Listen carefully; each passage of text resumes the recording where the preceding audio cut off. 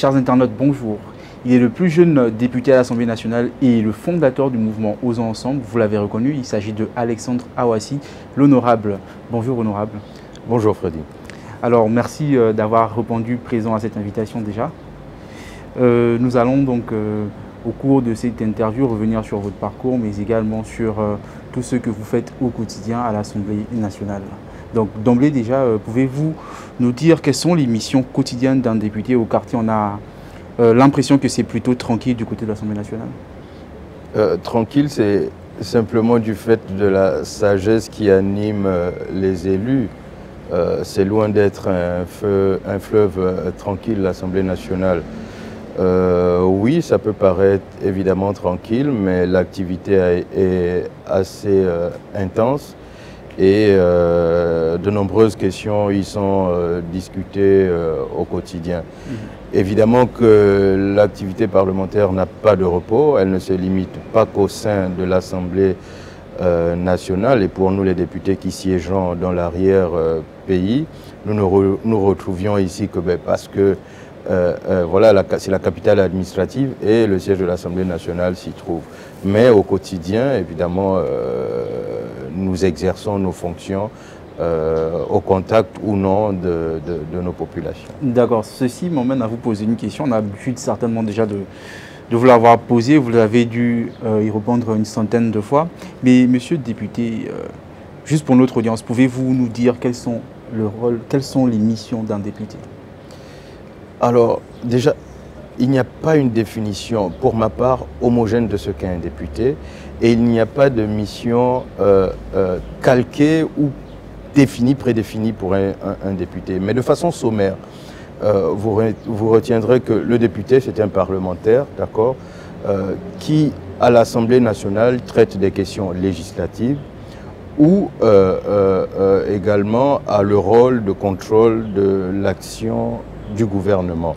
Sur ce qui est de son rôle de législateur, entendez simplement que le député a la charge du vote des lois, de l'établissement des lois, des amendements autour de la loi, de la proposition des lois.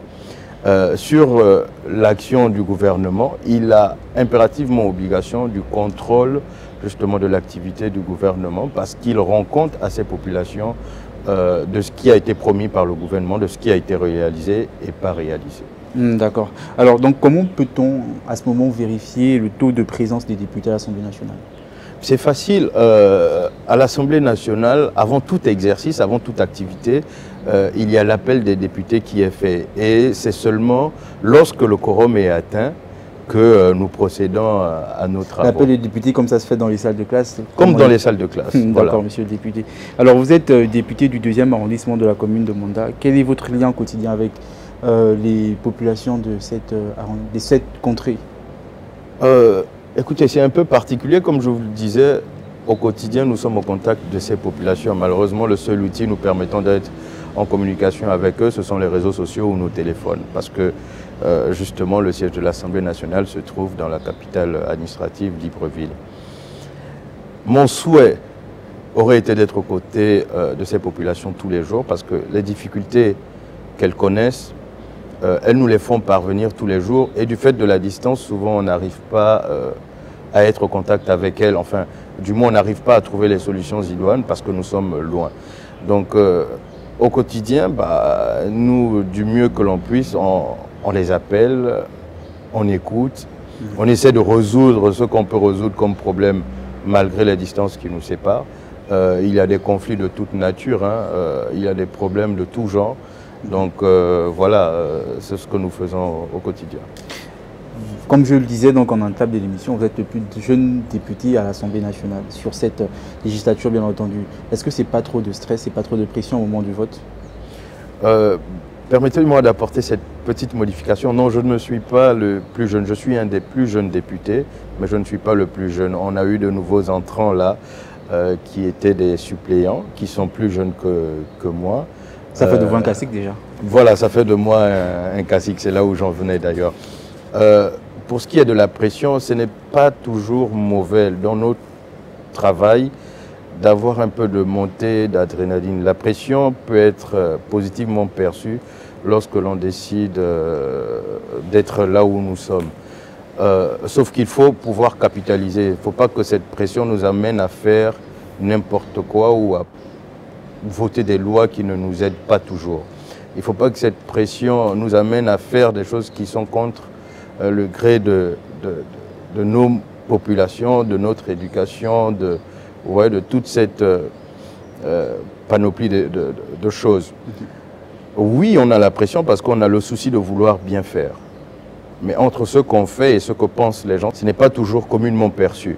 Donc cette pression, oui, nous capitalisons pour pouvoir travailler, pour pouvoir proposer un rendu qui soit au meilleur de ce que veulent les populations. D'accord. Alors à l'Assemblée nationale, vous êtes membre d'une commission.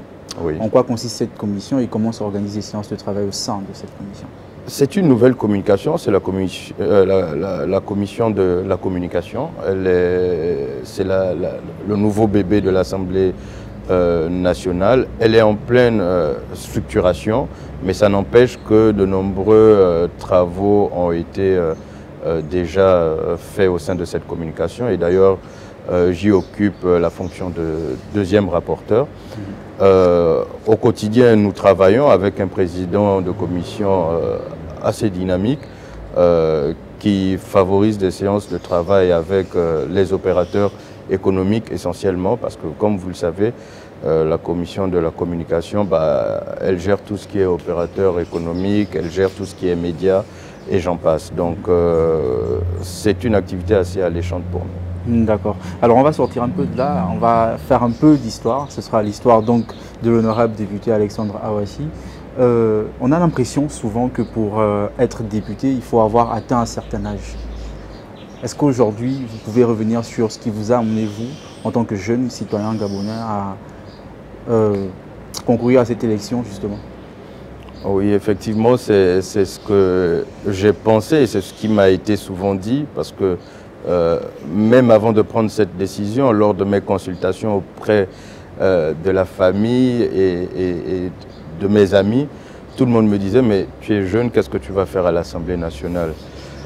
Mais j'étais motivé par quelque chose, c'était l'envie de proposer une politique nouvelle, c'était l'envie de proposer quelque chose de différent à nos compatriotes, c'était l'envie de proposer notre jeunesse, notre effort, notre robustesse sur le monde, sur la sphère politique gabonaise. Donc ce n'est pas un handicap pour nous d'être jeunes et être à l'Assemblée nationale. Tout au contraire, nous restons une force de proposition au sein de cette institution et ça devrait être le cas dans les années à venir. C'est une porte ouverte pour tout le monde. Tout le monde peut oser et tout le monde peut arriver à être député. D'accord. Est-ce qu'on peut revenir sommairement sur le parcours du député Alexandre Awassi? Alors, de façon sommaire, je suis diplômé d'un honors à l'université de Johannesburg. Ça, c'est après mon passage au Burkina Faso. Puis je rentre en 2016 au Gabon parce que disposant de certification dans le domaine de la communication, donc à tour de rôle, j'ai été dans différentes agences de communication avant de finir ma course au Palais en qualité d'attaché de cabinet du président de la République. Et puis en 2018, je prends l'envol pour être député. D'accord, merci. Alors nous acheminons peu à peu vers la fin de cette interview. Est-ce que vous avez quelque chose à rajouter pour votre audience, pour notre audience et pour vos électeurs? Je n'ai pas quelque chose en particulier à leur dire qui ne soit pas déjà dit. Mon message s'adressera essentiellement à la jeunesse, à celle qui pense qu'elle n'est pas autorisée à rêver, elle n'est pas autorisée à prendre des décisions, elle n'est pas autorisée à construire. La chance se crée. La chance se favorise. La chance se mûrit, elle se construit. Pour y arriver, il faut avoir la volonté. Et c'est pour ça que j'invite encore et toujours les jeunes à oser dans tout ce qu'ils font. Ça paraît difficile, ça paraît impossible. Mais tant qu'on n'a pas essayé, même si on échoue, il faut oser de façon continuelle. Donc c'est le mot que j'ai pour notre jeunesse, c'est l'aspiration que j'ai pour notre jeunesse. Voilà. Fondateur du mouvement Osons Ensemble, député à l'Assemblée nationale pour le compte du 2e arrondissement de la commune de Mwanda. C'était avec moi sur ce plateau le député honorable Alexandre Awassi. Merci à vous, chers internautes, d'être restés connectés tout au long de cette émission. On se dit à la prochaine pour un prochain numéro.